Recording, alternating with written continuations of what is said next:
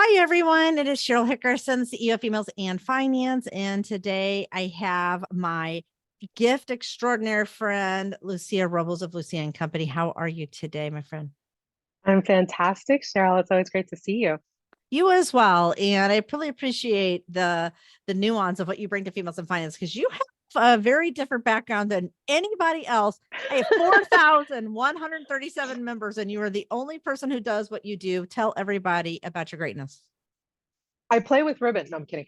Um, it is true. I love presents. I love to receive. I love to give and all that kind of fun stuff. So I run a really cool high-end gourmet business gift company. And not only do we produce the gifts ourselves, but we provide all kinds of different level of service from, done with you to done for you. And we specialize in working with folks who have the boogeyman known as compliance, sending and spending regulations around what they do for their clients.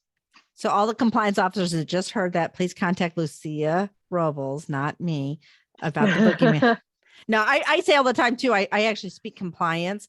A lot of Mhm. times they're speaking one language, advisors are hearing a different, and then I feel like I'm there to mediate. Like I feel like I'm a guardian ad litem between the Yeah, two of you them. know what's So interesting is that they also tend to do things, some of them can be a little persnickety, and they tend to sometimes do things that are very specific to them. So yeah, while there may be an overarching, I can't do more than $100 per person per year, some of them will say, well, you know what? Um, you can't give your list to anybody because that's proprietary. yeah. It can only be $50. It can only be $25. They come up with different things. And I think the shame in that is that then that FA is running around feeling like this is the law, this is what's happening. And as the outsider looking into the goldfish bowl and speaking to many goldfish bowls, I'm like, no, that's just you. And it's really Yeah. kind of too bad. And of course, when people sometimes give me those policies, I come back and I say, well, then how do you send your client flowers when somebody dies? Because I know I don't see a bunch of, FAs marching down the Mm. street with like vases trying to like do personal delivery. So, yeah, it's just kind of interesting, That where is some of these such policies a come good from. point. That's such a good point. I think the other thing too that I feel is really interesting as well is the fact that um, we have those individuals where situations where I feel like each of whether it's an IBD situation, I think it's less of an issue with the RAAs, although some probably do too if they're especially in a larger space. But how they interpret what the gift giving rules are. How do you Yeah. so you have somebody who comes in, and I'll give you an Mhm. example. Once upon a time, I used to work in an OSJ, and my job was marketing. It was super fun. Ah, Being okay. compliance all the time. It was more like, and then I would hear the advisors grumble about they couldn't send X amount of dollars of gift. They couldn't send this kind of gift. They couldn't talk a little bit how you navigate that because it is a unique problem in our profession. I ask up front because I want to confirm, what are your compliance regulations? Are we all on the same page? It's $100 cap. Is there something around that? So I always ask up front, and a lot of times FAs can be forthcoming. So like with the card message, they'll say, well, if it has our logo on it, then it comes off as a marketing thing, and it totally doesn't have anything to do with the gift. It's like, well, I mean, if you think about it, couldn't you start stickering up a car? I mean, it's just kind of funny. But I always ask, and then we do the very best that we can to help them jump through those hoops. So sometimes it comes down to how we do the invoicing or the receipts for them. You know, um, Sometimes it means coming back to edit them to include the list of people. So it's literally all in one nice, neat place. So they don't have to sit there and prove this wasn't, my obsessive compulsive shoe purchase, that it really was for I these hadn't even thought of people. that. I know, right? I, So it's a conversation that it's worth asking. And I ask a lot of times, I ask a lot of questions, like what they've done in the past, what that's looked like, what hasn't worked well. Obviously, a lot of the issues that they tend to bump into um, is the overspending. So a lot of times there's a ton of consumer-based companies out there serving and offering to do gifts and things like that. But in order to get a decent gift, a lot of times people feel they need to overspend. I want to send flowers to my client, but if I really stick within my budget of about 20 or 30 bucks, I'm sending one flower in a giant vase. And if I don't want to look like a cheapskate, I end up spending 60, $70 and then I'm done. And it's mm. it's not a happy medium. So we try to try to work within that. Fortunately for us, we have just about every digit under 100 covered several times over. So it really is important to know, how much do you want to reinvest back into your relationship? Are you looking at 20 to 25, 30 to 35, 63, 57? Give me a number, Yeah. any number, and then we can give, a few choices and kind of build out from there. And do you have choices that cover the gamut? Because here's another thing too, is that Mhm. I remembered working in an office, and it was, what kind of gifts could you give? Right. So I'm going to give you one example of a gift Yeah. that went terribly wrong. I was Ah, speaking okay. at an event one time, true story. Good old life insurance companies, they really know how to, gum up some stuff. So I'm speaking at an event, and they wanted to get everybody a speaker's gift, which was a lovely idea, right? Except Yeah. a couple of things. One, they overspent on some of the speakers, and some of those speakers couldn't either accept, which was one thing. They were like, they were, you could see the him and hawing, like, should I accept that? Should I not? But here's the best part. When we actually got the gifts, which I have to this very day in my kitchen, they were they didn't think this through at all. They were barbecue sets, which is lovely, except when you open them up and they have these big giant knives that nobody could take home with them. I was going to say, how do you travel with that? Exactly right. And you could Oh, see the insurance company the whole time going, uh-oh, uh-oh. And then we ended up having to, spend gajillions of dollars to package them up at the hotel cost, which that's ship it. super fun, right? To ship it. Yeah. And yeah, and some of them were just like, just take them home. I don't even want them. Just send them back or whatever. Oh, So wow. it was a gift that went wrong. And so when they call and they're talking about, like, here's our event, or here's what we want to do you help Yeah. them navigate some of those choices too? Absolutely. Avoid that. Absolutely. And I tell people all the time. So there's a big difference between doing something that's travel friendly for an event versus something that's going to be drop shipped directly to the client, which we do, versus something that's actually going to ship internationally. And I always tell people, especially for those clients, whatever you're doing for stateside clients is not going to be what we recommend for international shipping, because we want to make sure that it arrives well, Mm. and that it's okay if it's in transit a little longer than we think it's going to be, because it can take 2-3 weeks to get there, depending on where it's going, and depending on, if everybody's doing what they're supposed to be doing and there aren't any natural disasters, that kind of thing. So it's important to plan for that. But of course, we know if our clients are like, no, I'm set, this is what we want to do, that's fine. But just know that's not what we're recommending, because we know that with what we're recommending, it will arrive well. If it doesn't, we'll make it right. And I love, one of the things I love about your site and the services you provide. So I'm going to also point the finger at me, because anything that could go wrong, Okay. I've done it, just so we're all very Oh, that's clear on funny. this. Okay. Uh-huh. So I decided, after I had was going to send out a speaker gift for, doing some events very similar to this one. And I had decided I wanted to buy a bulk of one particular, and you'll see why in a minute this is funny, because I had decided to buy a bulk of something that I was going to package up with little, like females in finance stickers, and send it off, and little handwritten notes. Let me tell you why that went really terribly wrong. I had bought all of the speakers my favorite perfume, and it comes in a box this Oh, color, as you can, me and my color, oh, right? there you go. Yeah. It looks lovely, except for when I went to the post office and had them all beautifully wrapped in these pink wrappers. If anybody's ever gotten a gift from me, they know it's this pink. Shows up. It's a big old sticker that's this big, I kid you not, orange, that says biohazard. Oh, nice. Beth Moss, if she'll watch this on replay, I'll make certain. And she called me and she says, "What am I opening?" And I said, "Your speaker's gift." And she goes, "Did you know these came with a huge biohazard sticker?" And I died. Like, I literally felt a little piece of me die. And I'm like, Yeah. what? And she's like, "How many of these did you send out?" And I'm like, 15 of them. She's like, "Oh, sure." So I'm calling these people saying, "You're going to get a biohazard. You can open it." This is why using services like yours, which you guys can kind of bypass a little bit of the stuff that independent people like Yeah. us cannot do at the post office. It doesn't ship well. Just, so perfume, if everybody watching this right now, perfume, biohazard to the postal service. Wow. Yeah, Yeah. No, we would have, yeah, we could have helped you with that. So exactly. that's a shame. That's really too bad because This I mean, you know, beautiful package looked she took a picture of it and sent it to me and I was mortified. And you're yeah, trying and I say it because I point the finger at me. We've all been in that situation where we think we're doing something like, oh, I can do it myself. There's really a lot of times we should not be doing it ourselves. This is one of them for the most part. it's also time spent.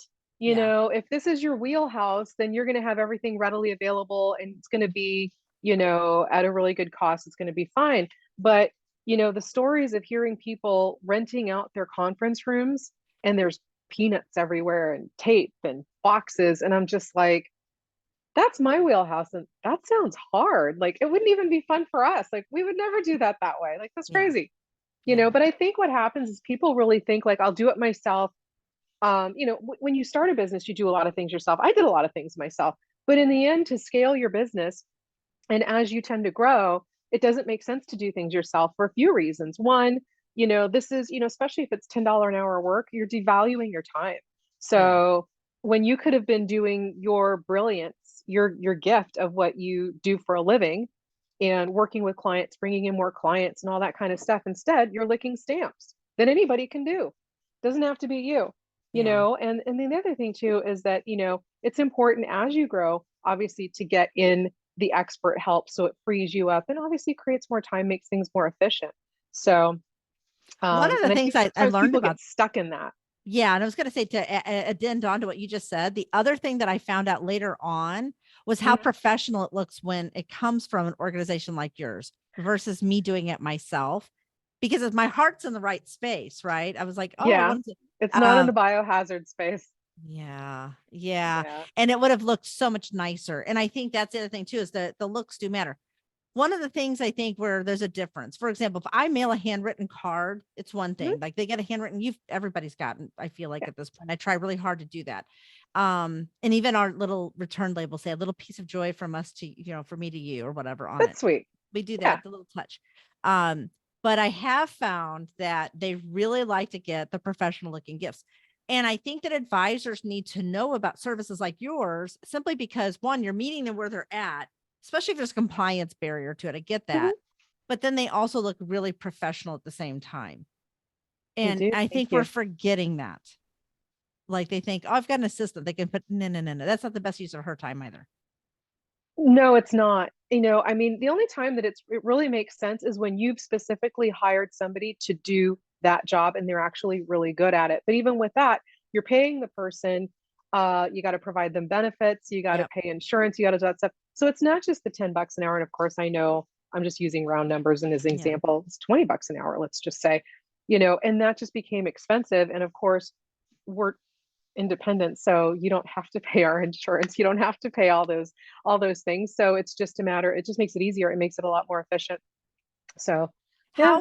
How soon when someone orders something, for example, how soon should they be looking out? So let's say I know Elliot's on here right now, but maybe if he's planning out to send a birthday gift, or let's say it's a holiday gift or something like he's doing Mhm. bigger gifts, how much time frame should they be reasonably allowing? Because I also know financial advisors. Yes, I'm talking to all of you out there right now. You tend to wait to the last minute They do. They do. often. And they Yeah. also, there's also a thinking behind it that, you know, if your birthday's on the first, that gift should be there on the first. I actually don't agree with that. I think it's, you know, I think it's better to have things arriving early, several days to a week out early, to be honest. You know, that can really kind of help elevate the visibility and the gift. So it's perceived as well thought of, you know, Mm, thought out, rather than we're barely making it under the wire. So I would say at minimum, you really want to have it. You'd really want to work with somebody like us, or you know anybody, and do it at least 2 to 3 weeks out, and then that way, you know, there is no reason for it to arrive late. There really shouldn't be. But if you're contacting somebody closer to time, you have to allow time for shipping. What if this is yeah. the one random gift that goes on world tour and it takes longer than you were thinking? I mean, it happens, World not just tour. during the holiday season, which is a little bit more elevated because of the volume, but it does happen from time to time where you're like, I could have driven that down. And instead, it's taking double the time for whatever reason. So you need to allow for that. So I would always say at least 2 to 3 weeks early. The way that we work with our clients is we do we do our holiday early bird promotion. It runs basically right, the next couple months to end of summer. And with that, they can order early and then they can send out late. And I always tell people, if you're on our mailing list and you see something really amazing, you're like, I like that. I don't need that right now, but I think this would be really good for fill in the blank. Maybe you want 10 of them for the holidays. Maybe you want, you want a few of them for birthday gifts or whatever it is. You can always, order them and then have them sent out later. So I think one of the other misconceptions is the idea that if I hit place my order now, or if I call them right now, it'll go out now. And that's not necessarily true. We're B2B. So, we're all about trying to accommodate the business needs. I really like it. And how about like trending gifts and things like, because seasons change and reasons change of how we send stuff. How do you keep up on all of that? I'm just curious. Just came to me. Oh gosh. We get a lot of inspiration from just day-to-day interaction. We get inspiration from our clients. I always like to, I'm always talking with them. So, it's really just staying in touch and hearing their feedback of what they liked, how well the gift went. It's like, okay, well, maybe we should build out a whole series around that. Maybe we should create more. Right now we've had a few conversations with folks about sugar-free, diabetic, different things. So we're like, okay, we can do some holiday gifts that are like that would be sugar-free friendly. We can do some things specifically for that. So that's kind of how we keep up with that. What'd be interesting is I did this at Females in Finance. I did a survey of conference swag. Like, what do you really like to get? What do you not want to get? Okay. So some of the feedback we got, this may shock you or not. Number one thing that the women, and this, remember, predominantly we serve women. We do have male allies like Elliot and others that they said that they like to receive a really good pen. They're like, none of that, Really? none of those crappy Bics. We want like the real gel, like the real pen, like a good pen. And so, and I'm going to prove this. I was at a conference and Edward Jones knew their audience. They had a table, a highboy table. They had the smallest booth I've ever seen. For being as large, trust me, I live in St. Louis. We know Edward Jones. There's 17 buildings. You just keep driving down. I mean, they're personally protecting 270 down the road. Okay. Oh, that's They too funny. had a corner booth, which I had never seen done. It had a highboy table, and I kid you not, this deep, like my torso deep of pins, and they Oh were wow. good pins. They were good pins, Wow. and I'm looking to see if I have one here, because no, I don't, because my husband stole it because he works at the hospital. So Beth and I were like, we wrote with it. It was so funny. We were walking together and then I stopped and I was like, that pen was really nice. I went back and the lady goes, just take 5 of them because everybody is. And I'm like, thank you. And I'm like, these are good. Oh, that's awesome. No, it really went with the same question I asked. Now, what did the women say that they hated to get? They're like, I don't want to see another water bottle until like 2050. Can we That is just so stop? interesting. Yeah, they're like, That I is don't so want to see another one. interesting. I Yeah. was talking with a bank recently who was really attached to doing water bottles, like literally just your disposable water bottle and Mhm. also the reusable ones. And I thought to myself, I go, especially with the disposables, I'm like, but someone's going to throw that. Nobody refills them, and They don't. eventually they're going to throw them away. So that's really interesting. I think Not the too many women, people invest in pens, which I always find interesting. They always kind of, go on the lower end and get the more disposable kinds. And I always tell people, listen, if you have something really cool and especially if there's something you want to get rid of, maybe you have a ton of pens, and it makes sense, maybe we can include it with the gift.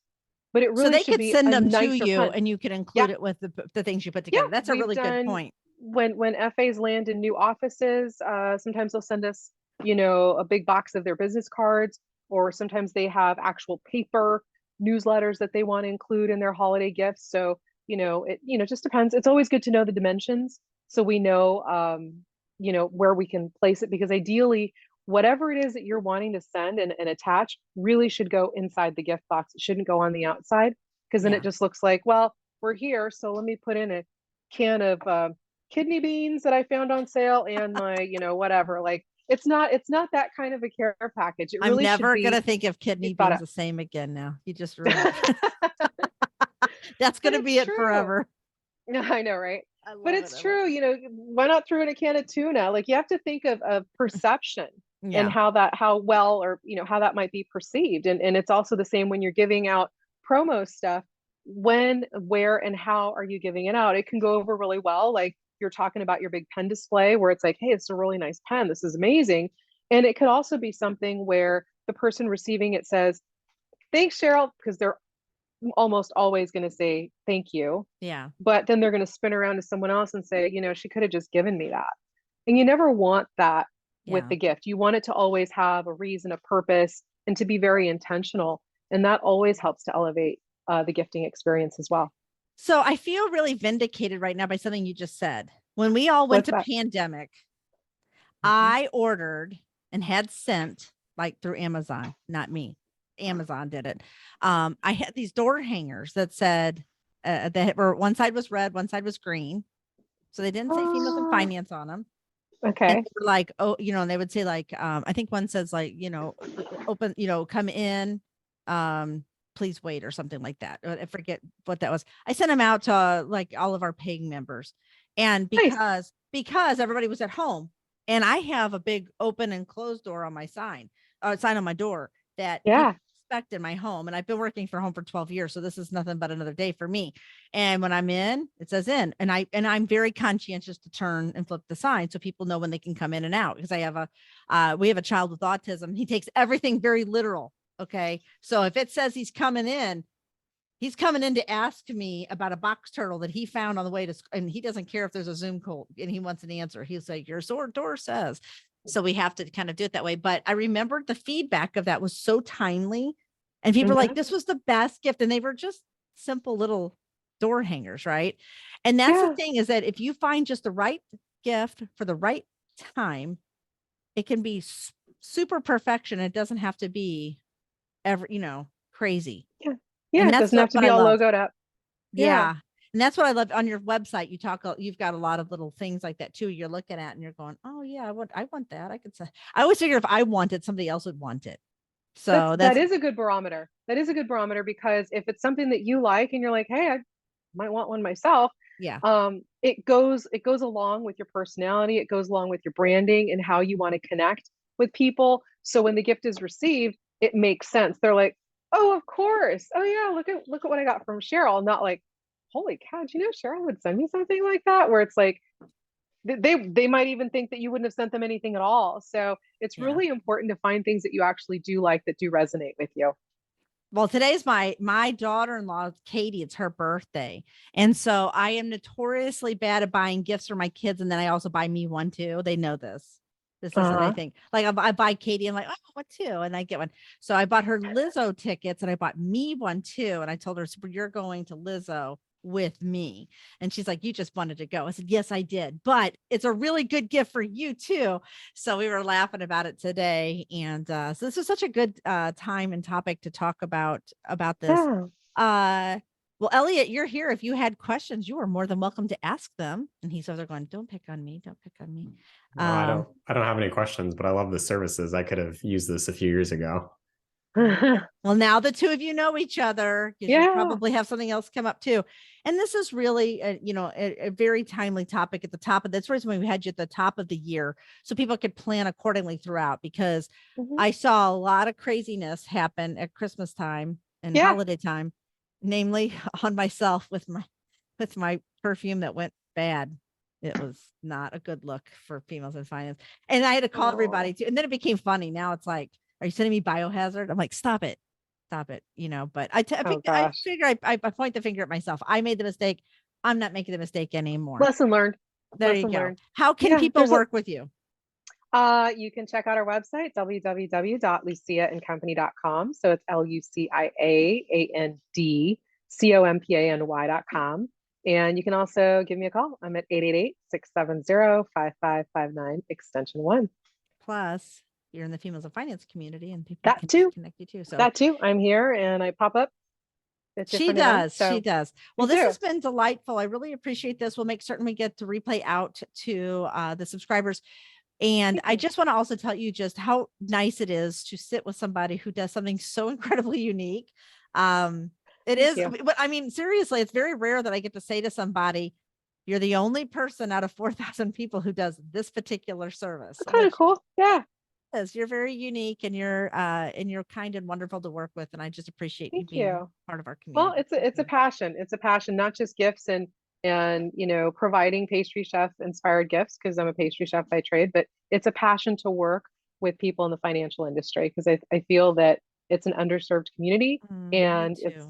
there's a lot there that can be done that's not being done. So it's really a lot of fun. It's a lot of fun to help clients have their cake and eat it too. I love it. I love it. Well, I appreciate you. We'll have this replay up. Thank Thank you you. everyone for being here today. Take care of yourself. Thank you. Appreciate Bye you, now. Cheryl. Yeah, you too.